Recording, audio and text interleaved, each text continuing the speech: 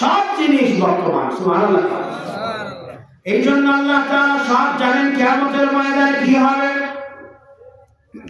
এই জন্য আল্লাহ তাআলা জানেন জাহান্নামীরা কি জবাব দিবে জান্নাতীদের কাছে।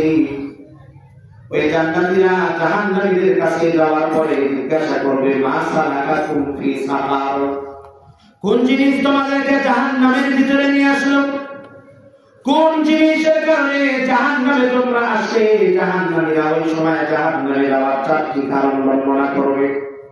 প্রথম কারণ জাহান্নামীরা বলবে ক্বালু লাম নাকু মিনাল মুসাল্লিন। ওই সময় জাহান্নামীরা বলবে আজকে জাহান্নামে আসার পিছনে প্রথম কারণ হলো দুনিয়াতে আমরা মুসল্লি ছিলাম না। আমরা দুনিয়াতে যারা নামাজ পড়তো তাদের দলভুক্ত ছিলাম না। দুনিয়াতে আমরা নামাজ পড়ি নাই, দুনিয়ার জমিনে নিজেও নামাজ পড়ি নাই, বরং যারা নামাজ পড়ছে তাদের টিটকারি মারছে, এখন নামাজি হয়ে গেছে। এরকম টিটকারি মারে কি মারে না? দেখবেন অনেক মানুষ নতুন নামাজি হয়েছে, নতুন নামাজি হওয়ার পরে মসজিদে যাওয়া কেবল শুরু করছে, টিটকারির তাপে বেশি দিন টিকতে পারে না, অল্প দিনে নামাজ পড়া ছাড়ে, ওই মুসল্লি হয়ে গেছে। মুসল্লি আর সমাজের ভিতরে এক ধরনের গাড়ি হয়ে গেছে। যেখানে জাহান্নামীরা বলবে ক্বালু লাম নাকু মিনাল মুসাল্লিন, দুনিয়াতে মুসল্লি না হওয়ার কারণে আল্লাহ তাআলা আজকে আমাদেরকে জাহান্নামে পাঠিয়েছেন। আর আজকে আমরা অনেক মানুষকে মুসল্লি বলে টিটকারি মারি। অনেক মানুষ যদি নামাজ পড়ে আমরা তাদেরকে নামাজি বলে টিটকারি মারি। আজকে যারা টিটকারি মারে তারা ওই জাহান্নামের ভিতরে যাওয়ার পরে এই কথাই বলবে ক্বালু লাম নাকু মিনাল মুসাল্লিন। আমরা নিজেরা নামাজ পড়ি নাই, যারা নামাজ পড়ছে তাদের দেখে আমরা টিটকারি মারছি, এই কথা বলবে। এ মুসলমান, আমরা নামাজ পড়তে চাই না, আমরা নামাজি হতে চাই না, দুনিয়ার ভিতরে নামাজ নিজেও পড়তে চাই না, পরিবারকেও নামাজ পড়াতে চাই না।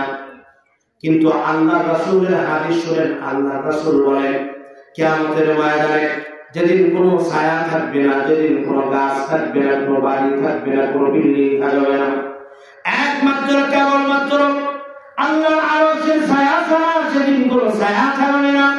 ওই আল্লাহর আরশের ছায়ার নিচে 7 শ্রেণীর মানুষ সেই জায়গা পাবে। সুবহানাল্লাহ। ওই আরশের নিচে কে কে জায়গা পেতে চান না হাত তোলেন। একটা ওয়াজের মধ্যে আমি কি বলছি মোর শুনতে শুনতে একটা ওয়াজের মধ্যে নেই, হাঁকালে হাত তোলে, কি বললো না বললো সেটা শোনা লাগবে, বোঝা লাগবে না। ওই ছায়া আমরা আশ্রয় পেতে চাই কি চাই না? কথা বলেন, চাই কি চাই না? যারা যারা চায় এবার দোহা তুলে আল্লাহ তাআলাকে দেখা আমিন বা আমিন, আর জোরে বা আমিন। আল্লাহ রাসূল রাদ্দা বলছেন কিয়ামতের ময়দানে আরশের ছায়া ছাড়া যেদিন কোনো ছায়া থাকবে না, সেই দিন আল্লাহ তাআলা কিয়ামতের ময়দানে 7 প্রকারের মানুষকে জান্নাতের ওই আরশের ছায়া দান করবেন। তার ভিতরে এক প্রকারের মানুষ হলো আল্লাহর রাসূল বলেন যাদের অন্তর সবসময় মসজিদের সাথে লেগে থাকতো।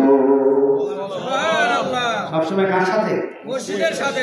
সবসময় মসজিদেই থাকে, কথা বলেন, দিল সবসময় কোথায় করে থাকে? ফজরের নামাজ আদায় করছে, ফজরের নামাজ আদায় করার পরে আল্লাহ তাআলা বললেন রিজিক তালাশের জন্য বাহির হও। যে ব্যক্তি রিকশা চালায় রিকশা নিয়ে বাহির হয়ে গেছে, সিএনজি চালায় সিএনজি নিয়ে বাহির হয়ে গেছে, মাঠে কাজ করে কোদাল নিয়ে আল কাটার জন্য বের হয়ে গেছে। কিন্তু যে ব্যক্তিটি রিকশা চালায় তার চিন্তা রিকশা চলবে আযান হওয়া পর্যন্ত, আযান হয়, যোহরের আযান হয়, মসজিদের পাশে গিয়া রিকশাটা তালা মেরে আবার নামাজ পড়ে, নামাজ পড়ার পরে আবার রিকশা নিয়ে বের হয়ে যায়। যেই ব্যক্তি জমির ভিতরে কাজ করে ওই ব্যক্তি চিন্তা করে কাজ করবো আযান হওয়া পর্যন্ত, যোহরের আযান হবে, কাজ বন্ধ হয়ে যাবে, জোহরের আযান দেয়, কাজ বন্ধ করে বাড়িতে আসে, ফ্রেশ হয়, মসজিদে গিয়ে নামাজ পড়ে। মসজিদে নামাজ পড়ার পরে বাড়িতে এসে খানা খায়। খানা খাওয়ার পরে শরীরটা একটু স্বাভাবিকভাবে ম্যাচ করে, শরীরটা বিছানার সাথে লাগায় দেয়।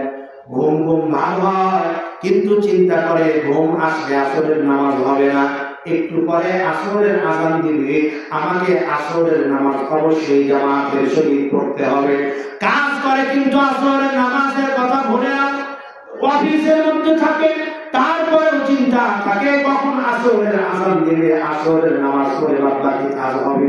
আসরের আযান দেয়, আল্লাহর বান্দা না ঘুমিয়ে আসরের নামাজটা মসজিদে গিয়ে জামাতের সাথে পড়ে। আসরের পরে একটু চায়ের আড্ডায় বসে, দোকানে চা খায়, বন্ধু বান্ধবের সাথে আড্ডা দেয়, কিন্তু আড্ডা চলে মাগরিবের আযান পর্যন্ত। যখন আযান হয় নিজেও নামাজে যায়, বন্ধুদেরকেও ডেকে যায়, চলো মসজিদে যায়। এরকম বন্ধু বান্ধব আছে কি আছে না? ওদেরকে টিটকারি মারা হয়, ঠিক কিনা? ওই বন্ধুরা টিটকারি মারে। আল্লাহ আমাদের মাফ করেন, বলেন আমিন। মাগরিবের আযান হলে চায়ের আড্ডা ছেড়ে দিয়ে মসজিদের ভিতরে যায়, নামাজ আদায় করে। মাগরিবের পরে গ্রামের দিকে দেখবেন আগে ভাগে ঘুমানোর একটা অভ্যাস আছে। মাগরিবের পরে খাওয়া দাওয়া করে ঘুম ধরে যায়, কিন্তু মানুষ ঘুমায় না।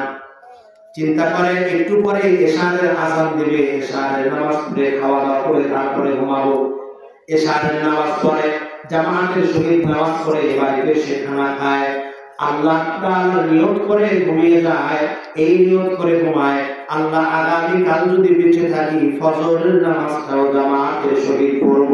আল্লাহ রাসূল বলেন এই ব্যক্তিটি সারা দিন সর্বোচ্চ 1 থেকে 1.5 ঘন্টা সময় মসজিদের ভিতরে ছিল, কিন্তু সর্বসময় সে মসজিদের ভিতরে ছিল না, কিন্তু তার দিলটা মসজিদের সাথে লেগে থাকার কারণে সে যেন সর্বদা সব সময় মসজিদের ভিতরে ছিল। এই ব্যক্তির ব্যাপারে আল্লাহ রাসূল সাল্লাল্লাহু আলাইহি ওয়াসাল্লাম জানায় দিচ্ছেন, যাদের আল্লাহ সব সময় মসজিদের সাথে লেগে থাকবে, ওই মানুষকে আল্লাহ তাআলা কিয়ামতের ময়দানে আরশের নিচে ছায়া দান করবে। এই জন্য আমরা আরশের নিচে ছায়া পেতে চাই কি চাই না? এখন যদি আরশের নিচে ছায়া পেতে চাই, নামাজ কি রক্ত পড়লেও যাওয়া যাবে না? যাওয়া যাবে না। ছায়া রক্ত যদি পড়ে না, 5 ওয়াক্ত নামাজ পড়তে হবে জামাতের সাথে। এখন আজকে এই মুহূর্তে এখান থেকে নিয়ত করা কি যায় যে আজকের পর থেকে, কারণ আমাকে জান্নাতে যেতে হবে, এই ব্যাপারে কোনো কম্প্রোমাইজ কথা বলেন আছে? আপনি কি করবেন? আরে আপনি তো দূরের কথা, আমি তো দূরের কথা, হিন্দুরাও তো করতে চায়। আজ পর্যন্ত কোন হিন্দুর কাছ থেকে শুনছেন নরকে যাবে? কথা বলেন না। কোথায় পায়? স্বর্গে। কিন্তু আসলে কি তারা যাবে? আসলে তো তারা যাবে না, কিন্তু তারা আশা ছাড়ে। তাহলে আমরা তো মুসলমান, আমরা তো মুমিন, জান্নাত তো আল্লাহ তাআলা আমাদের জন্যই বানাইছেন, আমাদের কি আল্লাহ তাআলা জান্নাতে দিবেন। কিন্তু আল্লাহ তাআলা দুনিয়ার জমিনে কিছু শর্ত লাগায় দিয়েছেন, তার ভিতরে একটা শর্ত হলো আল্লাহ তা'বুদু ইল্লা ইয়া। দুনিয়ার জমিনে একমাত্র কেবলমাত্র একজনের ইবাদত করতে হবে। আওয়াজ দিয়ে বলেন কে? ওই আল্লাহর গোলামি করতে হবে জান্নাতে যেতে চাইলে। কিন্তু মুসলমান জান্নাতে যেতে চাইলে শুধু নামাজ নিজে পড়লে হবে না, আল্লাহ তাআলা এখানে শর্ত লাগাই দিয়েছেন। আল্লাহ তাআলা কোরআনুল কারীমের ভিতরে রাখতে বলেন, ইয়া আইয়ুহাল্লাযীনা আমানু কু আনফুসাকুম ওয়া আহলিকুম নারা। আল্লাহু আকবার। আল্লাহ তাআলা বলেন, ও দুনিয়ার মুমিন বান্দারা, আপনারা কি মুমিন? আমরা এখানে যারা আছি আমরা মুমিন। তাহলে আল্লাহ তাআলা আমাদের কি বলছেন? তাদেরকে বলছেন আমাদের কি বলছেন? আল্লাহ তাআলা আমাদেরকে ডাক দেয়া বলছেন,